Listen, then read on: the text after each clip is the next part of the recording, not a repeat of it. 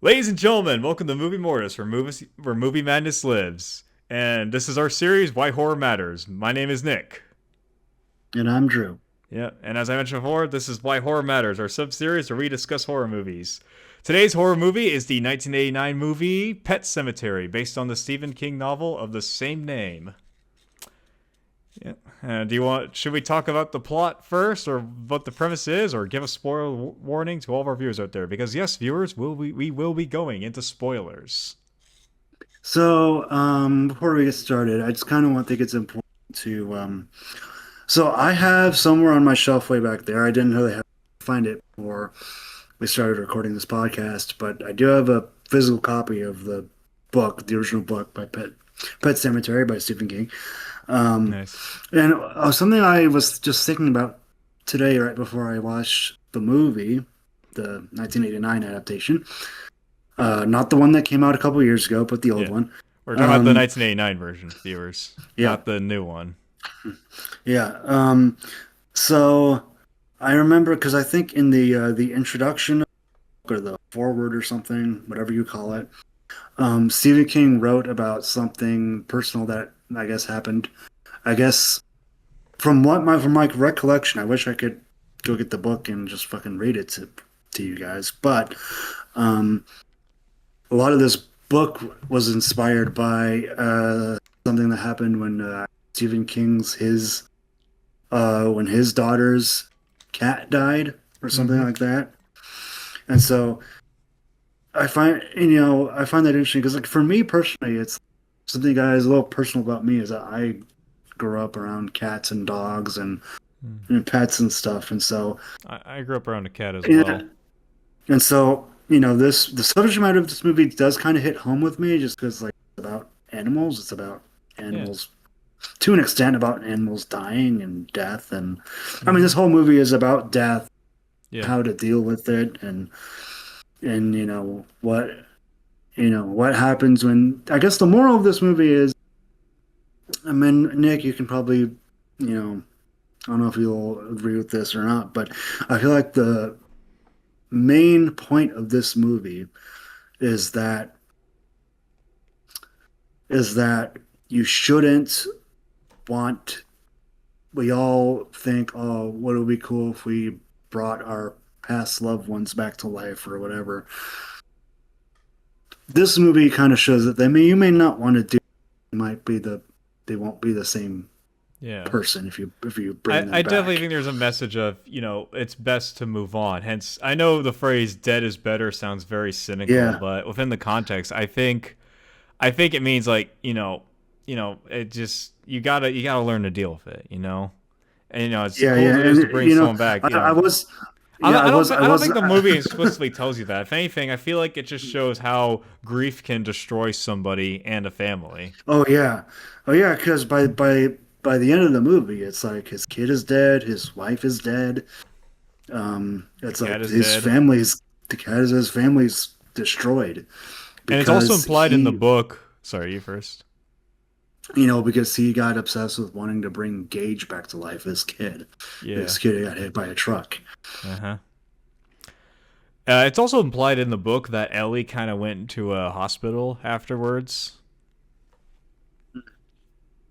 Yeah, though I don't believe that was in this particular adaptation. Yeah, there's a lot the things that the adaptation took a lot of liberties from, which we'll get into in a little bit. Which I want to point out for the record, viewers. I love the book. I listened to an audiobook version of it, but I'm not somebody who looks at an adaptation and goes, "Oh, why isn't it like this or that?" Or like, I'm okay. I understand adaptations need to change a few things, but and I think Pet Sematary in a way kind of does some things really well, but other things a little off. I'll say that much. I will say, look, my main problem with this movie is the main actor they got for Lewis, the character Oh of yeah, the Lewis. the main actor, I, he's really all yeah, over the place. I feel like there's times where he's very when he should show more emotion. I think. Um, I also think him yelling no after the truck incident was a bit much. Oh, absolutely. You know what's fun? Yeah. I want to comment more on that truck incident as well. So, yeah, the truck incident. I'll be honest, I like the build up to it. It's really, Yeah. really well built up. You're just like, oh no, Gage. And here's the thing though, like not only is the no kind of strange for like what you said, I didn't mind the no personally, but the truck flips over after hitting like a toddler. It's like, okay, maybe Gage, maybe pretty powerful, maybe slightly powerful, but also died. It's just like I thought maybe I don't know if maybe like the too. truck braked and flipped over, but like did Well, Gage flip well, the truck I over? I just sort of thought that the guy probably tried to swerve at the last minute and probably went too fast, and that's probably what caused the truck to Yeah, flip over. I'm not saying I wanted to see a freaking dead child get hit in a movie, um, but the fact it doesn't show a lot just must me think, oh gosh, how all the truck flips over. I can definitely believe that the truck tried swerving last minute, but I don't know if maybe the truck even saw Gage because like the truck driver is like blasting the Ramones out while Yeah, freaking driving. yeah. But to say so, maybe was there a shot where the truck driver was like, "Oh shoot" or whatever, and tried to swerve or brake? I think at the very last second, I think there Ah, was. that makes sense. Um, Because I can understand if like the truck tried to swerve over, but yeah, I'm just saying like yeah, I feel. I think maybe I mean if they probably didn't have enough money in the budget to show like the actual. I'm not like I said. I didn't want to see freaking baby Gage getting gored by the truck or yeah, whatever, but yeah. it would maybe at least see the truck kind of tip over just to showcase more of the brutality of the car crash. I mean, I think it did enough to show the car. I don't think you need to see a lot to get for that scene to have impact. I Yeah. just wish they would have expressed his emotions in a different way of going no, No. because like that's just kind of ridiculous, you know. Yeah. One thing I noticed about this movie is that it definitely has that feel of an '80s horror movie, like down to to like the atmosphere, the soundtrack, Yeah, yeah. the look of the movie, Although atmosphere. I mean, compared to like a lot of other like 80s, a lot of 80s indulge themselves in violence and in the gore. This movie really doesn't do that, except for outside of the, except for like the finale a little bit. Yeah, But it doesn't really indulge itself on the violence. It's more about the people and and the characters and what's happening, more I about the agree. I mean, violence itself. the book was like that too. Actually, the book was like that too. So in a way, this was very somewhat faithful to the source material, in terms of how it decided to tell its story. Um, Yeah, I will yeah. say though, since the book did that too, this movie felt really, really fast paced. Like it just felt like it jumped Well, from it one did, scene yeah. to the other. Like I mean, I don't mind meeting Judge Crandall at the beginning, but I mean, like it felt like not too long ago we were just at the house, and then once the school year started, boom, we're already at the college where Victor Pascal was already just got killed by a truck. Yeah, I think the pacing of this movie is perfect, I think. Like I really like Really? the pacing. Yeah, well, I don't know if perfect, but I think it's without fault, I guess, if that makes sense. Like I don't Hmm. really see any issue with it. I guess the hospital stuff was a bit Uh, fast. sorry, you cut out. The hospital stuff was a bit what? A bit fast. Ah, But outside of that, I really didn't have an issue with the pacing. okay. Um, Yeah, um, that so I can understand that. But to me personally, it felt like it definitely felt like there was like some scenes didn't I thought maybe need more time to breathe. For which ones I don't know. Like maybe sometime something in the beginning, like like I said, how it just immediately jumped straight into the college like after after a little bit. yeah, Uh, yeah, yeah. hmm And like I said, I agree with you on that. But I think outside of that, I don't really think there's much to really improve about the pacing oh, specifically and of this I movie. thought sorry. I, I guess I'll. Yeah, Drew, I'm you still done. there? Okay, sorry. Yeah, Everything froze. I finished speaking. I didn't freeze. I finished speaking. Okay. I did think Gage's funeral was a bit fast paced because, like, again, Yeah, Gage's funeral felt pretty fast, but I still remember, when Irwin kind of tells Lewis off, but then Irwin, I think I don't, it was Irwin. I think it was Irwin who punched Lewis in the face. I know in the book, Lewis punched Irwin, and then like they got in a fight, and Gage's coffin fell over and caught a glimpse of the corpse. I don't know, that scene felt pretty fast. It felt fast, but I don't really think you needed to see much, to be honest. So it's like That's I can see why it would be fast because there was already another funeral. yeah. Seeing another one? Do I we wanted need to to see another one? I want to discuss. I want to discuss that scene actually. The death of Missy, the housemaid. So I don't think Yeah. the housemaid was in the novel, because in the novel it was actually Judd Crandall's wife who died. Well, first she survived a heart attack, and then she died later on in the novel. So it has a more closer connection to the characters, whereas this was just a housemaid. Like, and the housemaid, I'm gonna be honest, I didn't understand why the housemaid hung herself at first. It's like, oh, because she had stomach cancer and Well, couldn't take the pain. I didn't really like that as much compared to the novel. I mean, yeah. Like when that scene showed up where she hung herself, I was like, oh, because she mentioned in the movie that she was having stomach problems. So Yeah. it's like, um, Also, the note was that really hard to read. I couldn't make out the note.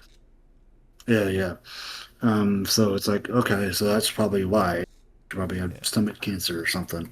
And Is it also, is it explicitly said in the book that she had like stomach cancer or something? no, she was never in the book. I don't remember. Are you talking about Judd Carroll's wife or Missy? Yeah, yeah, yeah, yeah. I'm talking Uh, about Judd's wife.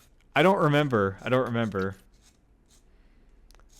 what happened to Judge Crandall's wife in the book, but it definitely had a bit more impact, and it shows that Judd has dealt with death before. And with Missy, like even during the funeral, like the characters just looked indifferent. Except like I'm not saying that they didn't care for Missy, it's just like they just like, oh, that happened. Sorry it happened. You know? Yeah, yeah. Yeah. To be fair, within the context of the movie, she wasn't like a major character, Oh, she you was not know. even a major character at all. And to be honest, I didn't quite frankly I didn't care for Missy. I did not care for Missy the movie. Yeah, yeah. I was much like the characters. I was pretty indifferent on Missy, so much like the characters. So, Uh-huh. um, one thing I do would like to say is like I really like the opening sequence of the movie. Oh yeah, it's a great opening scene. The opening credit sequence where it's just shots of the cemetery with the you Yeah, see the and while the and you see credits play. you also hear the kids saying "Rest in peace." Yeah, yeah, because it's like it really sets up this gloomy, almost gothic sort of atmosphere, and it's like Yeah. it's always creepy.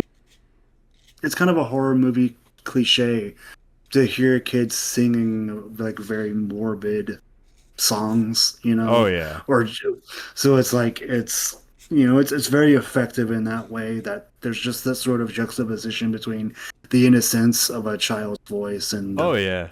the content of which they're singing. Speaking of creepy horror kids, and again, viewers, we're getting to spoiler territory. I thought Evil Gage was amazing in this movie, like absolute creepiness. Evil Gage. Yeah, he almost reminded me a little bit of a zombie Chucky almost. He kind of did, which I think in the novel, evil undead Gage actually does kind of swear at Judd Crandall and kind of acts like Chucky, whereas in the movie he acts more like an innocent child. Where he acts more like an innocent child, like he's laughing, giggling, and eating like parts of the flesh of both Lewis and Judd, and I think even to an extent, um, the wife, whose name I forgot, Rachel. Rachel, right, Rachel.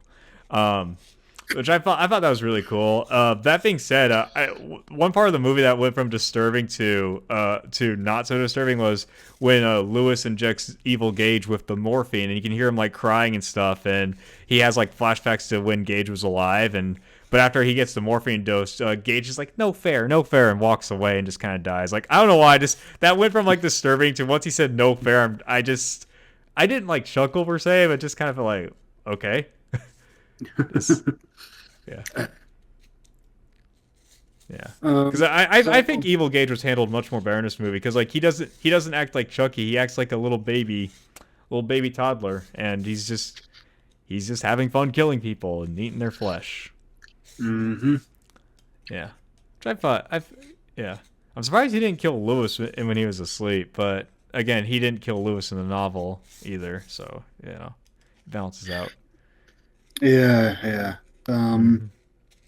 Trying to What'd you think trying to of think. Evil? Did you have any more thoughts on Evil Gage? Not really, other than that they kind of reminded me. So, which Yeah. to be fair, I think Child's Play came out a year before this movie. So, Hmm. Yeah. By the way, to any of the hardcore Stephen King fans, I apologize. I'm getting things in the novel wrong. It's been a while since I've last listened to the audiobook. I mean, I just recently finished the audiobook in the spring, actually, at the time of recording this. This is in August 2025, and I yeah. finished the book not too long ago, and I absolutely enjoyed it. And I will Something say, else I would love to talk about. yeah, This movie, I think, absolutely nails, much like a lot of other Stephen King adaptations. I think it really nails the small town feel, oh, because absolutely, this movie really only takes place in with like basically between the two houses and the pet cemetery yeah. The for the two most of the outfits. movie. I mean, there's some scenes there's one part when There's the family is Chicago. in Chicago, and then the other part There's when the they're at the college where Victor airport. Pascal dies. Yeah, yeah. That part, I will say though, Victor Pascal, him kind of reshow was a I'm bit sorry, you odd cut to out. me. So that the Victor Pascal character, I think to me is a bit odd with him the way he shows up, just kind of conveniently at different times. But I was just I always figured that that character was just sort of Lewis's PTSD and guilt from that guy dying in his care. I But then agree. it's like when he shows up when Rachel is there later on, it's what? Yeah. That's weird. Yeah, Thought that was weird. yeah, I thought him being like the vision guide for Rachel was kind of weird. I mean, he actually did appear in Ellie's dream in the novel, so I can buy that. And also in the novel, at the end where at the end of the movie where like he's carrying Rachel, the dead body of Rachel to the pet cemetery, and Victor Yeah. is yelling, "Don't do it, Lewis! Don't do it!" Like, you know what I mean? I think if I Yeah, remember yeah. correctly, and I apologize to the hardcore Stephen King fans for getting this wrong, but if I remember correctly, I think it was Irwin who actually saw Lewis carrying Rachel's dead body. You know what? I'm actually I curious. can't I can't comment on that because I haven't gotten that far in the book. Oh, spoiler alert! Sorry. Here, did that happen? Did that happen in the novel? I'm checking real quick.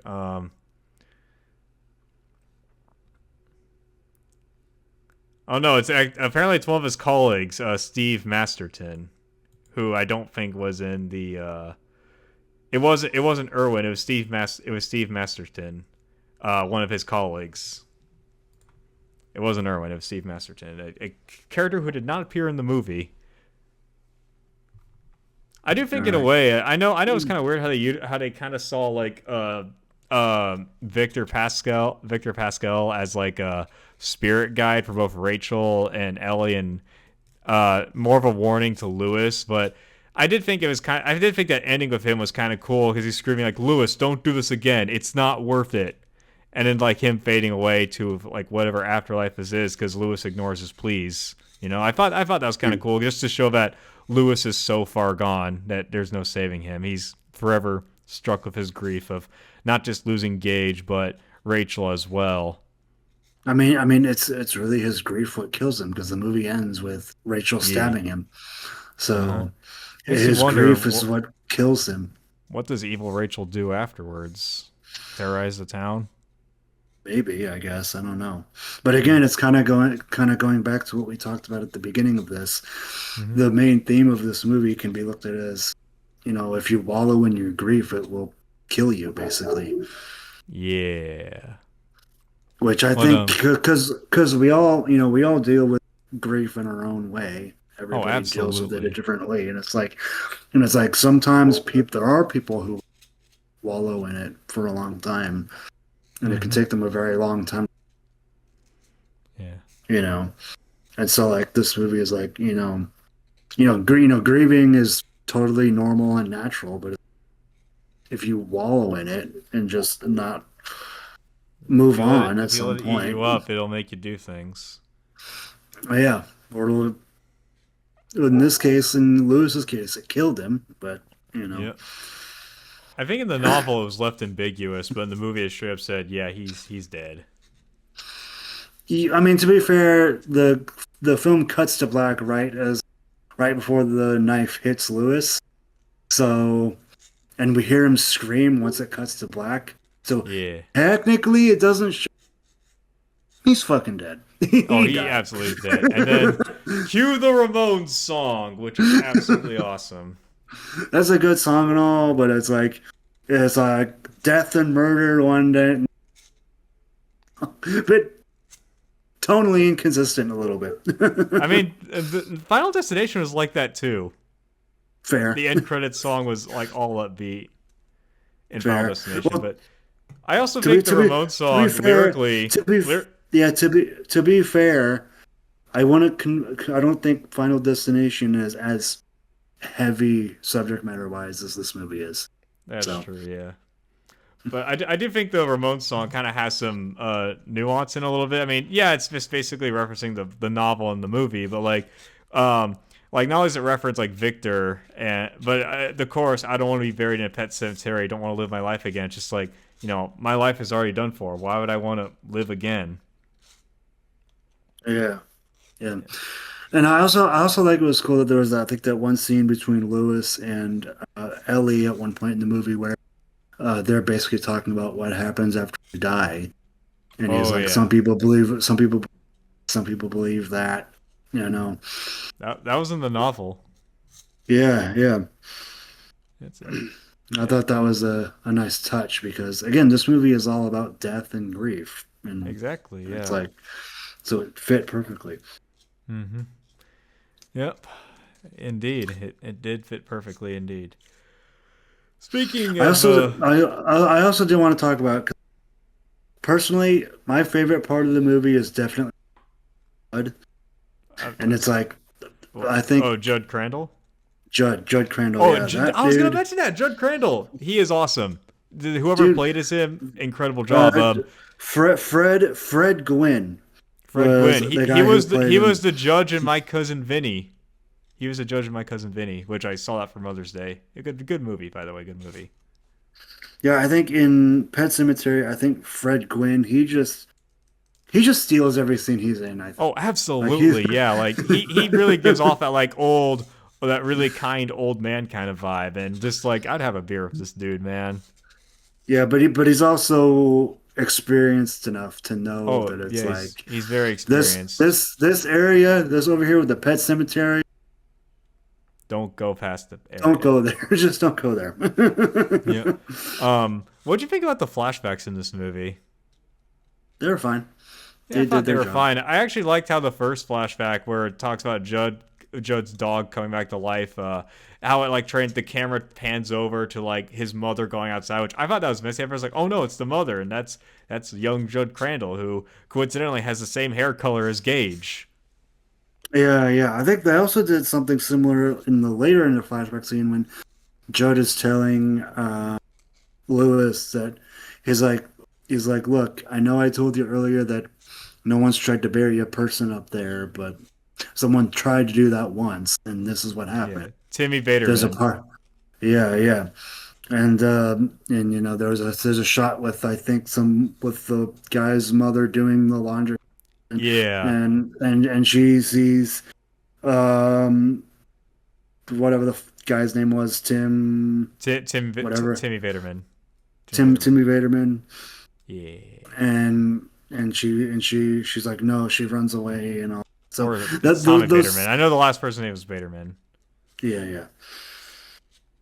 Yeah. So yeah, I thought that flashback sequence was really cool. Yep. Um, I Yeah. also want to talk about the what did you think of the effects for the undead church? So sometimes they were cool. Some moments you could tell it was obviously fake, like when Church's eyes were glowing and he acted more like his evil. Revealed more of his evilness to Lewis, like when he roared at him or growled at him or hissed at him. Yeah, yeah. But other than that, like I actually did like the makeup when not really the makeup, but like there was a scene where he's feeding Church the first time, and he notices like the Yeah, dirt and like injury on him, and Church scratches him and jumps away.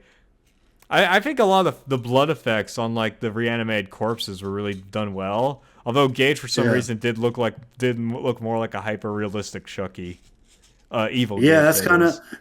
that's kind of what I was getting at earlier. He Yeah, zombie but Chucky almost. Timmy Tomer Baterman also had some really cool gore effects as well. Like how he almost looked like that one thing from the Goonies, except more zombified. You know what I mean, right? It's been since I even last watched the Goonies.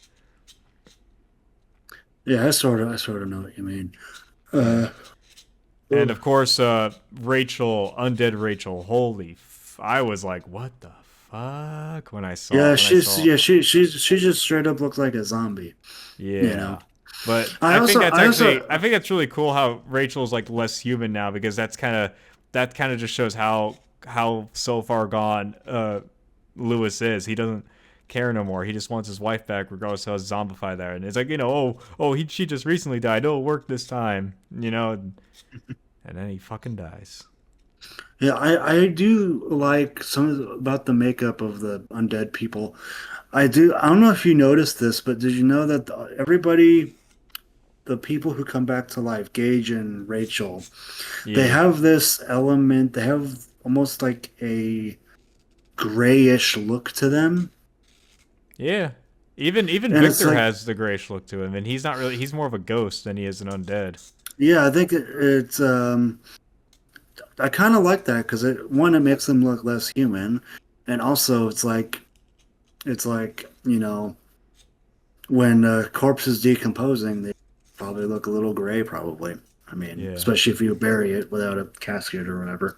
hmm I was gonna say, evil Rob Zombie be like less human than human. I don't know if that's um, long. More human than human. Anyways, Pet Cemetery. Um, but yeah. I think the corpse stuff, the blood effects were really really cool. Even though it's not really a gory movie. I mean, yeah. again, like not just on the undead, but like when Judd Crandall gets killed and freaking Lewis fights off evil Gage. Hmm. Yeah. Those are some really impressive effects. Yeah. Yeah. What did you think of Miko Hughes, the child actor who played Gage? He was incredible. He was Yeah, incredible yeah, for a child actor. Like, not only as Evil Gage, but just in general, he acted like a freaking toddler, and he did well. yeah. Did he even did well as Undead Gage too? Oh, It's absolutely, yeah. One yeah. thing I gotta give. To be fair, the only other thing I can seen Miko Hughes in was the music video for Funeral Dream song about Pet Cemetery. Wait, he was in Um, that? yeah, he played the truck driver. Oh, well, I'll be. Yeah, he played the truck driver, I thought it was like killing his own archival footage or character. something. Damn. No, he's Like actually he. in the trailer. Not in the trailer, but he was in the driving the truck that Gage. Yeah, that killed Gage. That is Yes, insane. There's like three songs about Pet Cemetery. There was one that was made for this movie by the Ramones. There's the Iceland Kill song, Funeral Arrangements, and there was another song made for the remake, which who was I that never by? listened to. It's literally just called Pet Cemetery, and it was made for the remake of Pet Cemetery.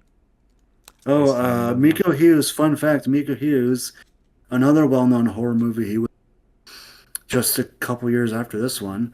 He Hmm. was in Wes Craven's New Nightmare, playing the role Wow, of Dylan. Yeah. guy has a knack for horror. I respect that. Imagine getting to be in a Stephen King movie and a Wes. Yep, and then an Iceland Kills music video. Uh-huh. What's it's funny too. I think both this movie and the novel utilized the Ramones pretty well. Not just for like the credit song, but like the Ramones is being played as the truck driver is about to kill baby Gage. Yeah, yeah, And then yeah. the novel like "Hey ho, let's go" is constantly being quoted in the novel, especially with Lewis. Like first in the beginning of part two, where it kind of quotes like a quote from the Bible, then immediately goes, "Hey ho, let's go, the Ramones."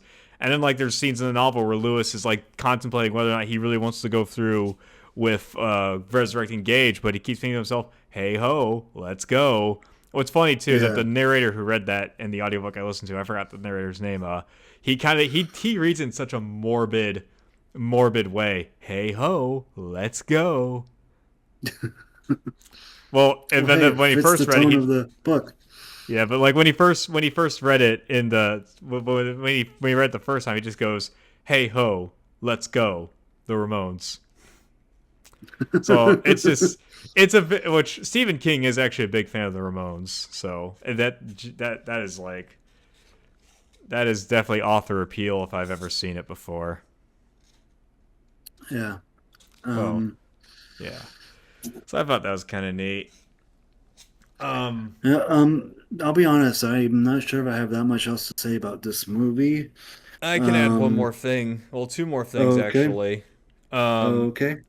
so I think if I remember correctly in the novel, that there's actually a chat between Irwin and Lewis before he leaves the airport, where Irwin kind of Yeah. talks Lewis out of it, but Lewis like kind of refuses. Instead, it's just a brief like, "I'm sorry, I lost my mind," and Lewis just says, "It's like, oh, we all lost our minds," and that's it. Also, Yeah. what else was that? Oh yeah. So I'm gonna be honest. I didn't remember too much about this from the novel, and I don't know about the movie. But what do you think about Zelda, Rachel's terminally ill sister? Well, it was very creepy. I'll say that. Very Um, creepy indeed. um, I'm assuming Zelda was in the book too, right? She was. She quoted, and what's funny is that in the book, it was both.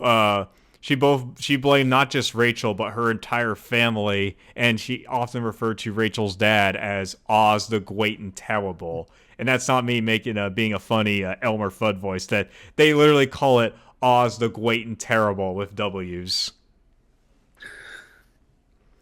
Yeah. So they never mentioned Oz the Great and Terrible in the movie, but in the novel it's referenced a lot. And to be honest, I didn't really care too much for how Oz the Great and Terrible was referenced in the novel, and I did think it was a little weird how Zelda's appeared in Rachel's visions, and Zelda was also saying, "Oh, we're gonna you engage, we're both gonna get you." Like I get that's like kind of a I get that's kind of like a foreshadowing for how Lewis will feel bad for, and I think this also applies to the novel too. This actually does apply for the novel where Lewis and Rachel both feel bad for the death of Gage, because in the novel Lewis you get more psychological insight to how Lewis copes with his grief, thinking about what could have been of Gage if he had been faster to get him from the road, and or whether or not he is no better than Rachel's family for letting Zelda die. Yeah, yeah. I will say though, that one shot when Rachel goes into the room near the end, and you Mm-hmm. see Zelda there in the corner by the is probably the creepiest shot in the movie, if I'm being honest. I can see that. You know, it's funny. Because The director didn't think a 13-year-old girl would be scary, so they got a man to play Zelda. yeah, I'm actually reading that trivia fact on IMDb now. Yeah. And according to Yeah, Stephen King, this is more about the novel, but this is his scary. He believes this is his scariest novel yet. this is the same guy who wrote The Shining and Yeah. It and a lot of these other things. Well, to be fair, I never read a lot of King, but I've definitely seen his film adaptations. Yeah, Um, according to IMDb right here, Stephen once mentioned yeah. Pet Semetary. But yeah, that's I guess yeah, that's all I really gotta say about Pet Cemetery. It's a nice movie, has its highs, has its lows. Kind of feels more like a Cliff's, because I think it's a little too fast paced. It does feel like more of a Cliff's Notes version of the movie. I mean the book, the book.